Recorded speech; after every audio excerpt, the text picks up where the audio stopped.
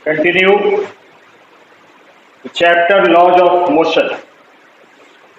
We are discussing the problems and you see question number 5.15. The question is two bodies. There are two bodies of masses 10 kg and 20 kg kept on a smooth horizontal surface. Two bodies are kept on a smooth horizontal surface. One body have mass 10 kg and another body have mass 20 kg.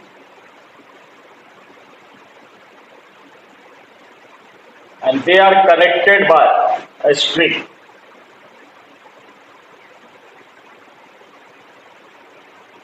The force, tension force acting on these masses. This is mass M1 which is 10 kg and this is another mass M2 which is 20 kg. So the two masses are connected 10 kg and 20 kg and they are kept on a smooth horizontal surface and tied to the ends of a light string. A horizontal force F 600 Newton. A horizontal force F 600 Newton. F is 600 Newton acts on the mass M2. A horizontal force F equals to 600 Newton is applied to B. Applied to mass B. This is mass A and this is the body B. Body A and body B, and they are kept on a smooth horizontal table and they are tied to a light string and a force of 600 Newton applied on the mass B. So what is the tension in the string? What is the tension? We have to calculate the tension in the string. So firstly we calculate the acceleration because tension is a force and for finding the tension we use the formula force equals to mass into acceleration. So we calculate the acceleration and acceleration equals to total force upon total mass M1 plus M2 and total force is 600 and the mass 10 kg plus 20 kg means 600 upon 30 and acceleration 20 meter per second square. So this is the acceleration acting on the body. Now we have to calculate the tension T1. So T1 equals to M1 into A, mass into acceleration. Tension force acts on the mass M1 and the value of M1 is 10 and acceleration we have calculated 20. So we get the result 200 Newton. When a force of 600 Newton is applied on the mass B, then tension produced is 200 Newton. Now the second case, when the force is applied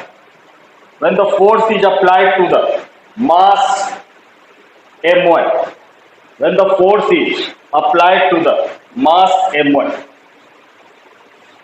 So this is the another case.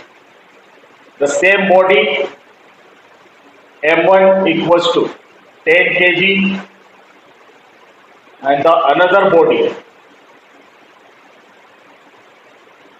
M2 equals to 20 kg. This is the body B and they are connected by a string. So force of tension T2 acting on this mass M2 and now the force is applied in forward direction.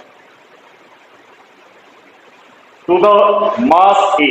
Force is applied to the mass A, and the same force is applied F equals to 600 Newton. So in this case, acceleration would remain same, and tension T2 equals to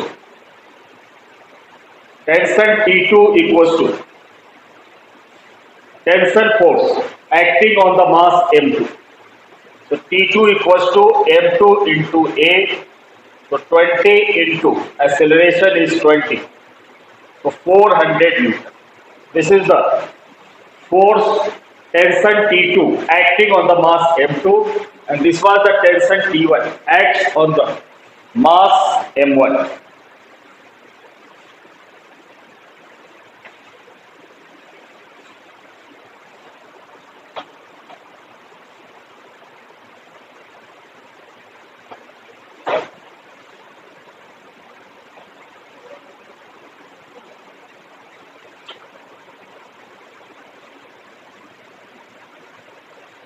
Now question number 5.16.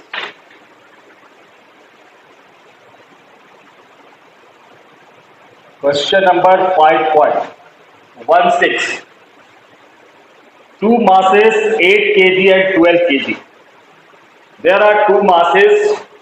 One is a small mass M 8 kg represented by small m, and another mass M capital M is 12 kg.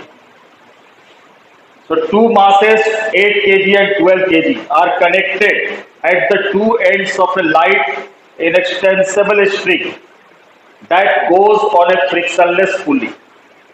Find the acceleration of the masses and the tension in the string. The value of G is not given, so we can take G equals to 10 meter per second square. So we have to calculate the acceleration produced in the string and the tension in the string, and we have derived the result. When a mass M1, M capital M and a small m are moving on a frictionless pulley by a string, and the formula for finding the acceleration was A equals to, the first part, A equals to capital M minus M upon capital M plus M into G. The formula we have derived for acceleration produced in the string when two masses are moving on a frictionless pulley. Now put the value, capital M is 12, small m is 8. So 12 minus 8 upon 12 plus 8 into 10. So 4 upon 20 into 10.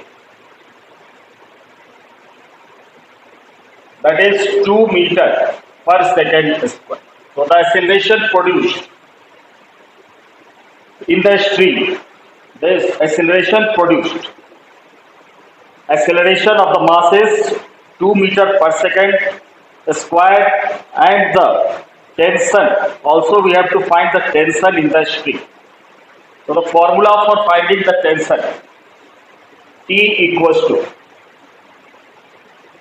2mm upon capital M plus small m into G. This formula also we have derived for tension in the string. Now put the value, capital M 12, small m 8, and the value of G is 10 upon M plus M is 12 plus 8, 20.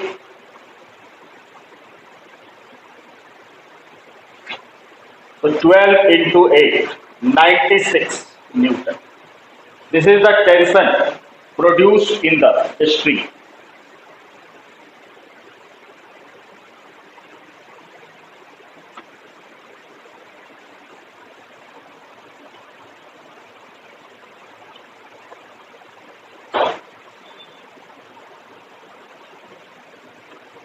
Next question 5.17.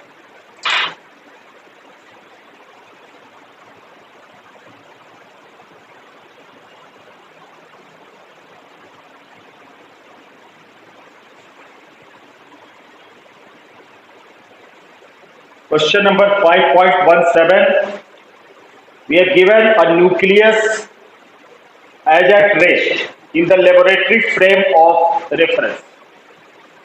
There is a nucleus which is at rest at the laboratory frame of reference. So let capital M be the mass of the nucleus. Let capital M be the mass of nucleus.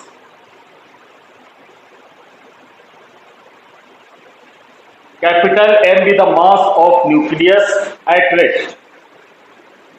Show that if it disintegrates, if the nucleus having mass capital M gets disintegrates into two smaller nuclei. So suppose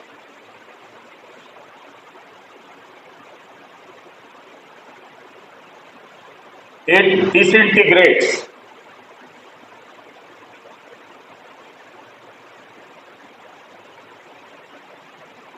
into two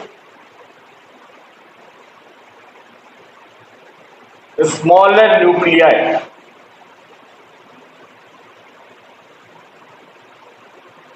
Having masses M1 and M2. Having their masses M1 and M2.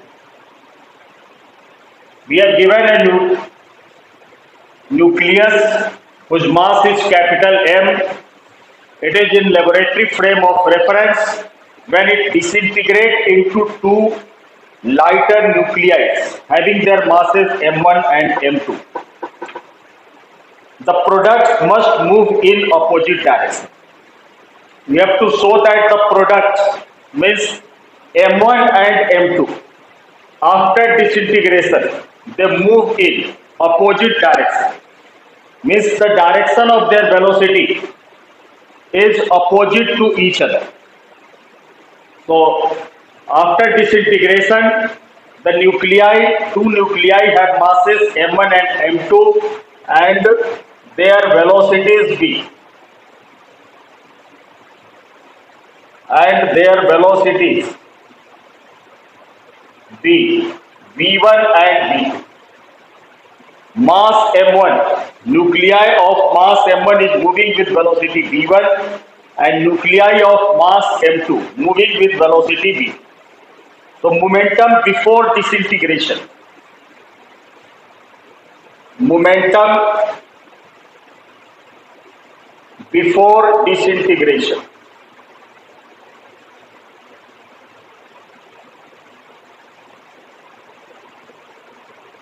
We know the formula for momentum is mass into velocity. And since the nucleus is at rest, its velocity is 0, so mass into 0. Capital mass we have supposed capital M, so capital M into 0 means 0. So momentum before disintegration and momentum after disintegration. Momentum or total momentum after disintegration.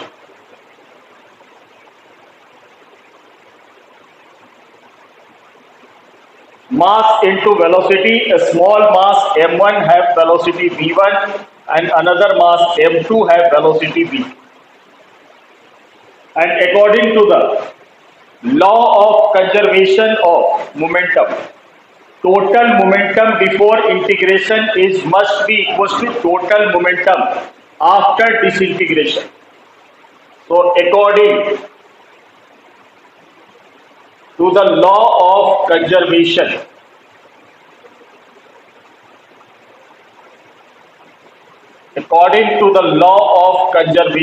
of momentum, total momentum after disintegration must be equal to total momentum before disintegration. So after disintegration the total momentum is M1 V1 plus M2 V2, and before disintegration the momentum is 0. then M2 V2 is equals to minus M1 V1 and V2 is equals to minus M1 by M2 into V1. So M1 and M2 never be negative. Mass never be negative. It means velocity is negative.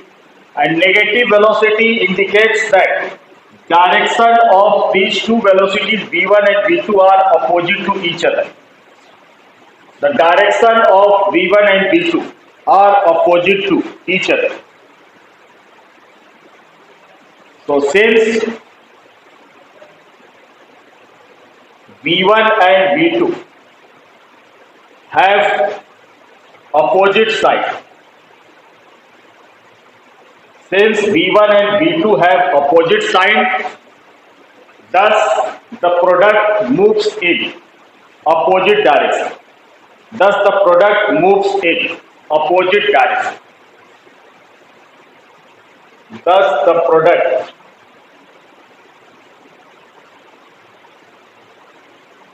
moves in opposite direction.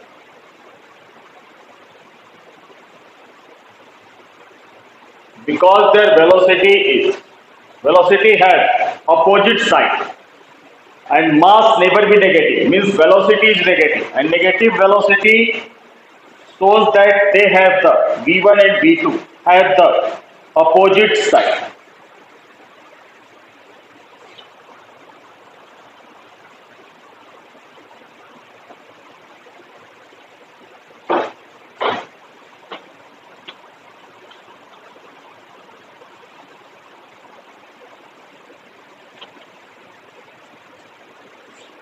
Question number 5.18.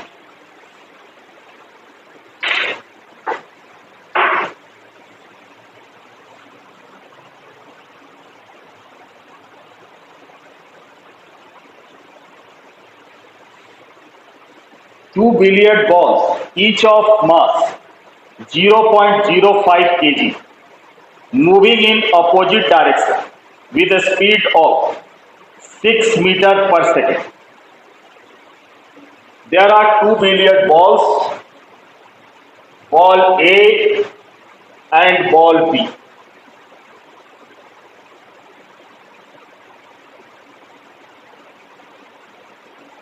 They are moving in opposite directions. Two billiard balls A and B are moving in opposite directions and their masses are 0.05 kg and their speed is 6 meters per second. Two billiard balls are moving in opposite direction with a speed, this is the along x-axis, this is the x-axis. So they are moving in opposite direction with a speed of 6 meters per second. Collide and rebound with the same speed. They collide and rebound with the same speed. So when they collide, their direction of motion gets changes. When they collide, the direction of their motion gets changes. And but the speed is given same. Their speed is same 6 meters per second. But after collision, they started moving in opposite direction from the previous direction. After collision, the two billiard balls started moving in opposite direction. Their direction gets changed. So what is the impulse imparted to each ball due to the other? So impulse imparted to one ball. The formula for impulse imparted to one ball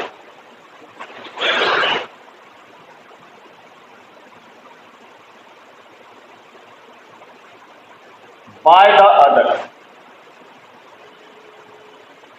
Impulse equals to change in momentum. Change in momentum. Impulse imparted to one ball by the other is equals to change in momentum. So for ball A, initial momentum. For ball A, initial momentum, Pi, momentum equals to mass into velocity. And initial momentum means momentum before collision. Momentum before collision.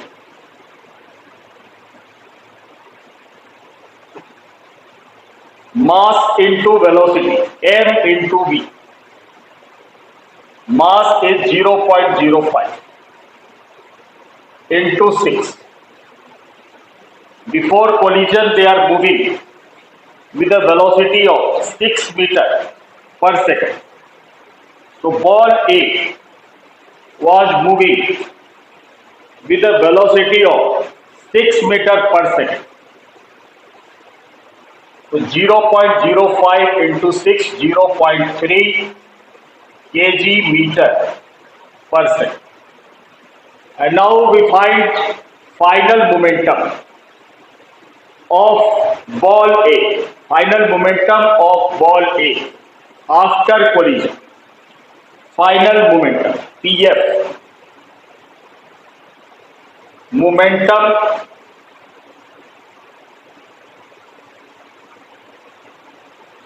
of ball A after collision. So after collision, the mass is same, the velocity is same, but the direction of the velocity of ball A gets changes. Before collision, ball A was moving in forward direction, but after collision, its direction gets changes. Its direction gets opposite. So for opposite direction, we use minus m into v. So minus v means minus 0.3 kg meter per second. This is the final momentum after collision. And impulse imparted to ball A due to ball B. Impulse imparted to ball A due to ball B equals to final momentum minus initial momentum. And final momentum is minus 0.3 minus initial momentum is plus 0.3. So that is minus 0.6 kg meter per second. This is the impulse imparted to ball A due to ball B. Now for ball B, the momentum before collision. For ball B, momentum before collision means Pi. For ball E, momentum before collision. Pi means momentum before collision. So ball B is moving in negative in the direction of opposite to the direction of A. And initial momentum, when we consider the positive direction, the velocity of A is taken as this direction is taken as positive, then this direction will be negative. And this direction is negative, then this direction is taken as positive. So for ball A, initial momentum, the direction of ball B is negative, its velocity, direction of velocity. So Pi equals to m into B. So mass is 0.3 and velocity minus 6, 0.05. 0.05 into 6, so minus 0.3 kg meter per second. This is the initial momentum of ball B. Now final momentum of ball B. So final momentum, the direction of ball B gets changes, and this is the positive direction. This is the positive direction. So positive 0.05 into 6, and that is plus 0.3 kg meter per second. Now impulse imparted to ball B. Impulse imparted to ball B due to ball B. So final momentum minus initial momentum. Final momentum is 0.3 minus initial momentum is minus 0.3. So this is 0.3 plus 0.3, 0.6 kg meter per second. So impulse imparted to ball B due to ball A is 0.6 kg meter per second, and impulse imparted to ball A due to ball B is minus 0.6 kg meter per second.